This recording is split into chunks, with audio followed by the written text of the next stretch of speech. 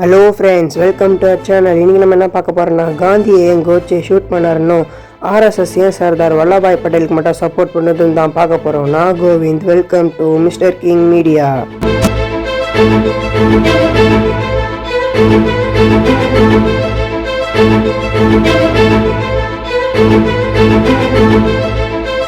1946 நம்ம இந்திய மக்களுக்கு நடுவில் ஒரு மிகப்பெரிய விஷயம் வந்து பேசப்பட்டிருந்தது.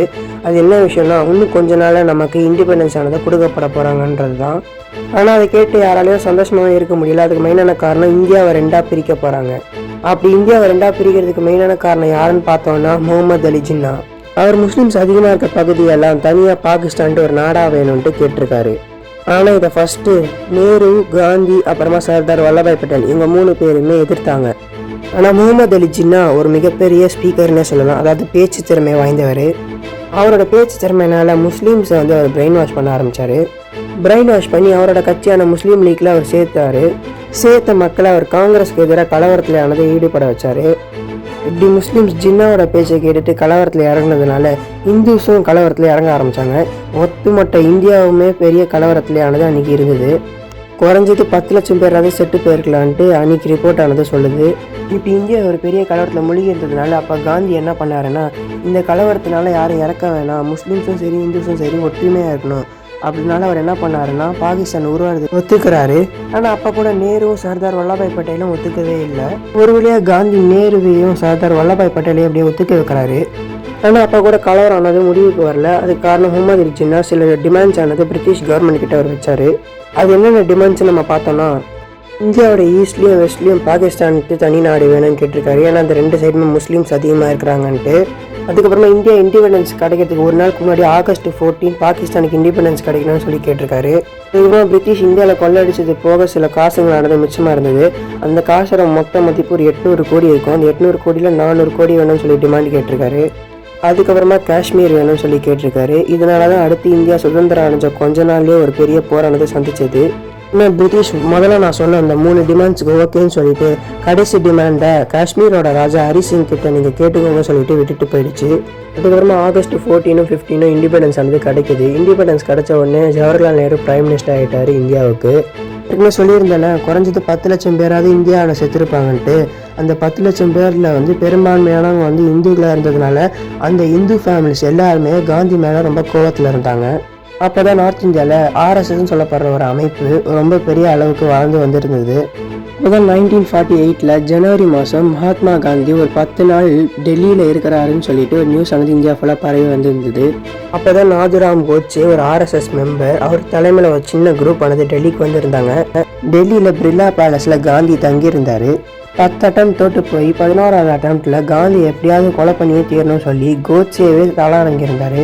காந்தி எப்பவுமே ப்ரேயருக்கு வரும்போது யாரையுமே செக் பண்ண வேணாம்னு சொல்லிட்டு ஒரு ஆர்டர் ஆனது போட்டிருந்தாரு.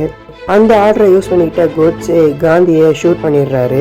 ஃபஸ்ட்டு காந்தியை வந்து முஸ்லீம்ஸ் தான் ஷூட் பண்ணி கொண்டுட்டாங்கன்னு சொல்லிட்டு இந்தியா ஃபுல்லாக அடுத்து ஒரு கலவரத்துக்கு ரெடி ஆகிட்டு இருந்தப்போ மவுண்ட் பேட்டன் காந்தியை ஷூட் பண்ணது முஸ்லீம் இல்லை ஒரு ஹிந்து அப்படின்னு சொல்லிட்டு போயிட்டாரு. அதுக்கப்புறமா கோட்சே இன்வெஸ்டிகேஷன் பண்ணும்போது அவர் யாரையுமே காட்டி கொடுக்கவே இல்லை. காந்தியை ஷூட் பண்ணுறதுக்கு எனக்கு யாரும் எந்த ஹெல்ப்பும் பண்ணல, நான் தான் தனியாக நின்று அவரை ஷூட் பண்ணேன்ட்டு சொல்லிட்டாரு. இதனால கோட்சேவையும் தூக்கிலையும் போட்டுடுறாங்க.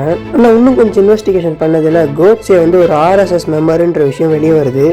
அதனால் அப்போ பிரைம் மினிஸ்டராக இருந்த பண்டிட் ஜவஹர்லால் நேரு ஆர்எஸ்எஸ்க்கு தடையானது விதிக்கிறாரு. ஆனால் என்ன தான் காந்தியும் கோட்சேவும் இறந்து போய் இவ்வளோ நாள் ஆனாலும் அவங்க 2 பேர் சொன்ன ஒரு விஷயம் மட்டும் இன்னி வரைக்கும் அது நடந்துக்கிட்டே இருக்குது. அது என்னென்னா, காந்தி என்ன சொன்னாருன்னா, பாகிஸ்தான் முஸ்லீம்ஸ்க்கு மட்டும்னும் இந்தியா இந்துஸ்க்கு மட்டும் நினைக்கிறது ஒரு முட்டாள்தனம் சொன்னார். அவர் சொன்ன மாதிரியே ஆனது இப்போ நடந்துருச்சு. ஆமாம், பாகிஸ்தானில் கொஞ்சம் கொஞ்சமாக இந்துஸும் கொஞ்சம் மைனாரிட்டி பவராக வாழ்ந்துக்கிட்டு வந்துங்கிறாங்க. அதே மாதிரி கோட்சே என்ன சொன்னார்னா, இப்போ நீங்கள் என்ன எல்லாரும் சேர்ந்து அடிக்கிறீங்க, ஆனால் ஃப்யூச்சரில் எனக்காக நீங்கள் செலவு வைப்பீங்க, இது நடக்குதா இல்லையான்னு மட்டும் பாருங்கன்னு சொன்னார். அவர் சொன்ன மாதிரியே பிஜேபி கவர்மெண்ட் பவருக்கு வந்தோடனே அவருக்கு செலவையும் வச்சாங்க. சரி, ஓகே, ஆர்எஸ்எஸும் பிஜேபியும் சர்தார் வல்லபாய் பட்டேலுக்கு மட்டும் சப்போர்ட் பண்ணுது நீங்கள் கேட்டிங்கன்னா, பட்டேல் ஆர்எஸ்எஸ்க்கும் கோட்சேக்கும் எந்த சம்மந்தமும் இல்லைன்னு நினச்சிக்கிட்டு ஆர்எஸ்எஸ் வந்து மறுபடியும் செயல்படலாம்னு சொல்லிட்டு ஆர்டர் போட்டுடுறாரு. அதுக்கப்புறமா ஆர்எஸ்எஸ் ரொம்ப ஆக்டிவாக செயல்பட ஆரம்பிச்சிட்டாங்க. இப்போ புரியுதா எதுக்கு சர்தார் வல்லபாய் பட்டேலுக்கு மோடி செலவு வச்சாருன்னு? சரி, ஓகே, கோட்சே மேலே தப்பு இருக்கா காந்தி மேலே தப்பு இருக்கான்னு நீங்கள் கேட்டிங்கன்னா 2 பேர் மேலேயுமே தப்பு இல்லை. காந்தி அவரோட வழியிலானது சுதந்திரத்துக்காக போராடினார், அதாவது நான் வயலன்ஸ் வேலை. அதனால் நமக்கு சுதந்திரம் தள்ளி போச்சே தவிர எந்த ஒரு தப்பும் இல்லை, எந்த ஒரு உயிர் சேதமும் ஏற்படக்கூடாதுன்னு அவர் நினச்சாரு. ஆனால் கோட்சே என்ன நினச்சாருன்னா, காந்தியோட நான் வயலன்ஸ்னால தான் இத்தனை பேர் செட்டு போயிருக்காங்கன்னு சொல்லி அவரை ஷூட் பண்ணியிருக்காரு. ஆனால் கோட்சே மேலே என்ன தான் தப்பு இருந்தாலும் அவரும் தவறான வழியில் பிரெயின் வாஷ் பண்ணப்பட்டிருக்காரு. சரி, ஓகே, கோட்சேவை யார் பிரெயின் வாஷ் பண்ணதுன்னு கேட்டிங்கன்னா ஆப்வியஸ்லி ஆர்எஸ்எஸ் குரூப் தான். ஆனால் எனக்கு இருக்கிற மிகப்பெரிய டவுட்ஸ் என்னன்னு கேட்டிங்கன்னா, ஆர்எஸ்எஸ்ல எவ்வளோ மிகப்பெரிய தலைவர்கள் இருக்காங்க, அவங்க இறங்கி போய் காந்தியை ஷூட் பண்ணியிருக்கலாமே, ஏன் இவரை அனுப்பிச்சு ஷூட் பண்ண வச்சாங்க? ஏன் அவங்க மாட்டிக்க கூடாதுன்றதுனாலயா? சரி, ஓகே ஃப்ரெண்ட்ஸ், இன்றைக்கி வீடியோ அவ்வளோதான். நம்ம சேனல் உங்களுக்கு பிடிச்சிருந்தா சப்ஸ்கிரைப் பண்ணிவிட்டு பெல் ஐக்கானை டச் பண்ணுங்கள். இந்த வீடியோ உங்களுக்கு பிடிச்சிருந்தா லைக் பண்ணுங்கள், ஷேர் பண்ணுங்கள். மறக்காமல் காந்தி மேலே தப்பு இருக்கா, கோட்சே மேலே தப்பு இருக்கான்ட்டு கமெண்ட் பண்ணுங்கள். அதே மாதிரி டைம் இருக்குதுன்னா டிஸ்கிரிப்ஷன் செக் பண்ணி பாருங்கள். இஸ்ரேல் பாலஸ்தீன் வார பற்றி ஒரு சீரிஸ் ஆனது போட்டுருந்தேன். அந்த டைம் இருந்தால் செக் பண்ணுங்கள். வேறு ஒரு நல்ல வீடியோவில் பார்க்குற வரைக்கும் Tata, see you, bye bye. Gandhi என்னைக்குமே ஃபாதர் ஆஃப் த நேஷன் தான்டா.